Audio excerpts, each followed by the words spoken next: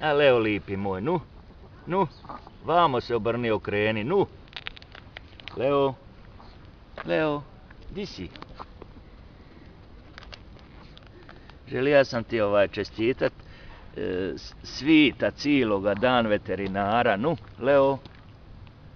Leo, hoćemo ići u veterinarsku ambulantu, hoćete metit u bor šolkantu, Leo, vidi šta si lip.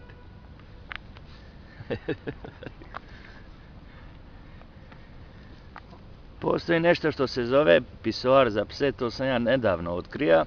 Reka mi je gospodin Lovre Rumora, naš zeleni poznati. I to je u biti misto... Dobro vam jutro. Ovo vam snimam za YouTube, tako da ja mislim da vam neće biti krivo da se i ona vidi, ili on. I zeleni su bili poduzeli tu, ajmo će reći skoro pa akciju postavljanja tih pisoara za pse.